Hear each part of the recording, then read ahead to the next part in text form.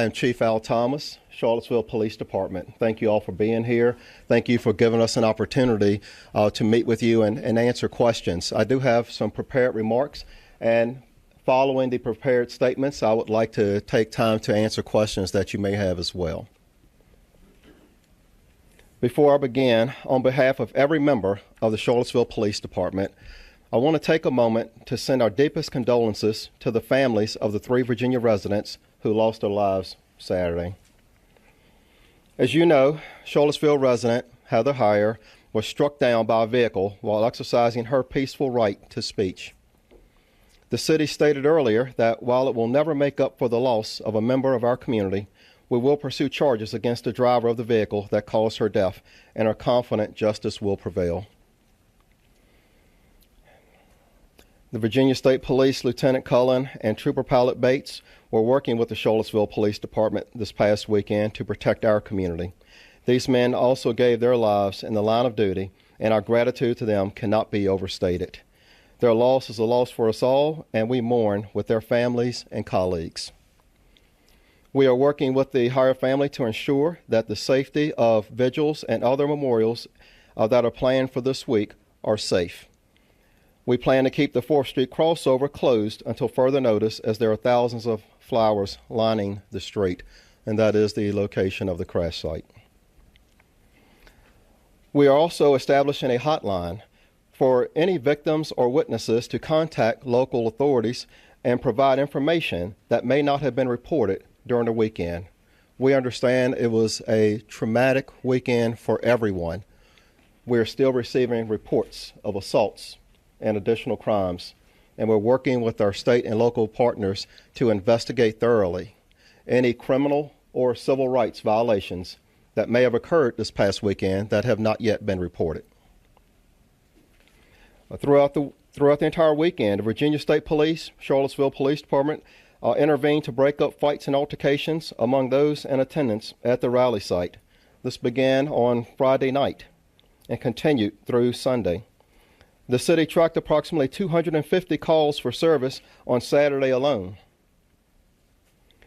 In many of the conflicts, individuals would strike and then disappear back in the crowd. State police medics rendered aid to approximately 36 injured individuals on Saturday, including several of the traffic crash victims on Water Street. The early morning hours on Saturday, Virginia State Police and Charlottesville Police were positioned in and around and across the street from Emancipation Park in order to readily observe and monitor the actions of the crowds and respond as quickly as possible when emergencies arose. There were also state and local police on foot patrols and at road closures at various locations throughout the parks, so we could respond to emergencies occurring beyond the immediate area of Emancipation Park. Law enforcement were staged at McIntyre Park as well. You can see we had a very large footprint during this entire endeavor. Around 10 o'clock, the Unite the Right attendees began arriving and entering Emancipation Park. We had a plan to bring them in at the rear of the park. They had agreed to cooperate with the plan. Unfortunately, they did not follow the plan. They began entering at different locations in and around the park, and we had to quickly alter our plans to help facilitate that process.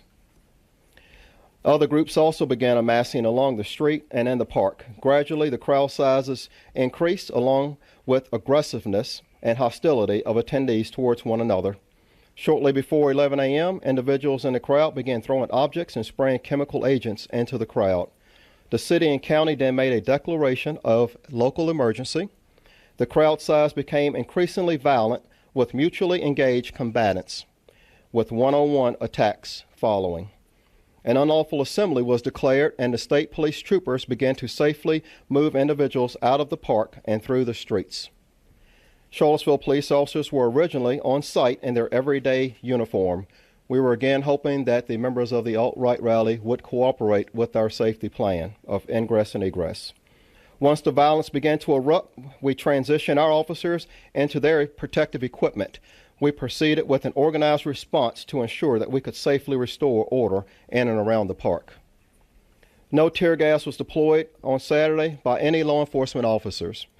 There were a few instances where the Virginia State Police deployed OC, or better known as pepper spray, on those individuals refusing to comply with the unlawful assembly declaration to leave Emancipation Park.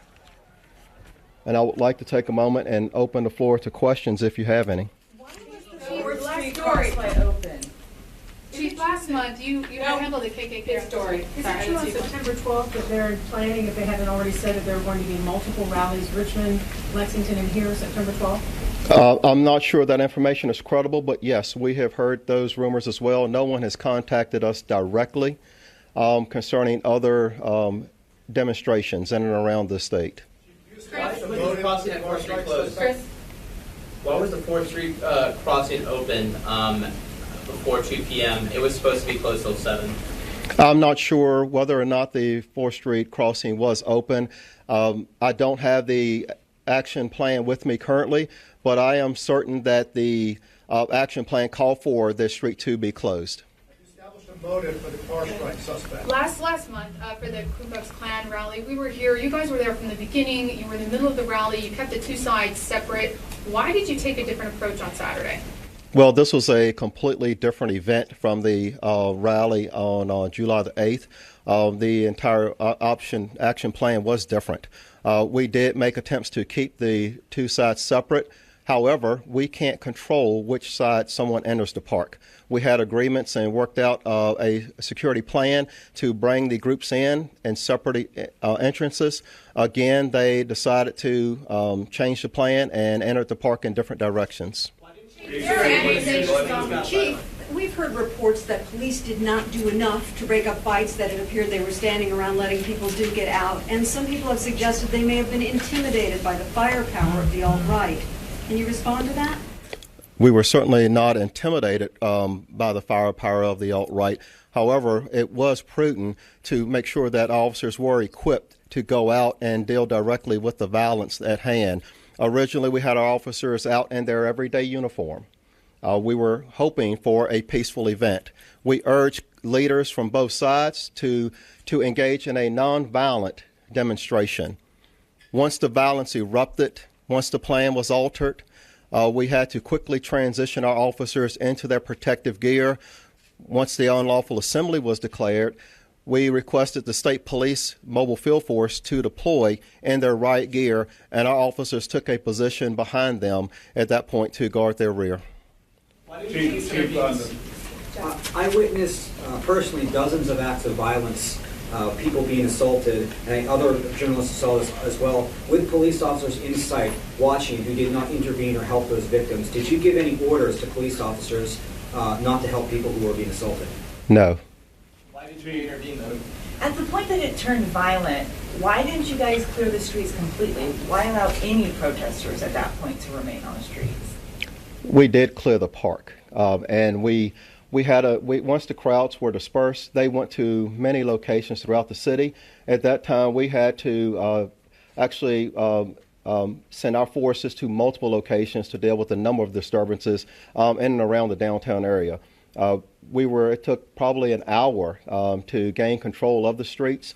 We had groups that were moving constantly. We were following a number of groups, ensuring that they were being peaceful. But it was a challenge. It was certainly a challenge. We were spread thin once the groups dispersed. Was there a decision to just end it, though? Was there at any point a decision or thought process to say, this might not be a good idea to let these people continue to march around the streets, knowing that these two sides were so agitated at that point? Yes, we have to focus on behavior and criminal activity, not just citizens walking in our streets. Chief, this didn't end well. Do you have any regrets? And do you wish you would have come more prepared, so to speak? In other words, you knew what was coming. You met with them, you had a plan, you talked it out. Do you regret not having your officers better prepared and in their proper gear earlier so they could have acted sooner? Absolutely, I have regrets. And what are your regrets? We lost 3 lives this weekend. I certainly have regrets. We lost 3 lives this weekend, a local citizen and 2 fellow officers. We certainly have regrets. It was a tragic, tragic Chief, this is weekend. from your department. Do you regret your actions and your decisions that day? I explain what our regrets are. We regret this tragic day. We regret that we had a tragic outcome and we lost lives. Chief, do you believe that, hi Chief, do you believe that one side was more responsible than another for instigating the violence? This was an alt-right rally. Do you believe that they're the ones who instigated the rally, the fighting? We did have mutually combative individuals in the crowd. We tried to be patient. We tried to give the individuals in the crowd who wanted to leave, we wanted to make sure that they were able to leave safely. We facilitated that process. We had a number of individuals who chose to remain and cause violence, cause disturbances in our community. Thank you. We have heard from the senior law enforcement source in another county whose officers were here that in a briefing conducted here for law enforcement, either Friday night or Saturday morning, the officers were instructed to make no arrest without the explicit approval of the Charlottesville mayor. The law enforcement source says that he was outraged by the instruction. Did you or the mayor or anyone on the mayor's staff instruct law enforcement not to make an arrest unless approved by the mayor? No, and I'd like to know who that officer is who allegedly made those remarks. That is simply not true. Folks, thank you so much for your time. Sir, can I just ask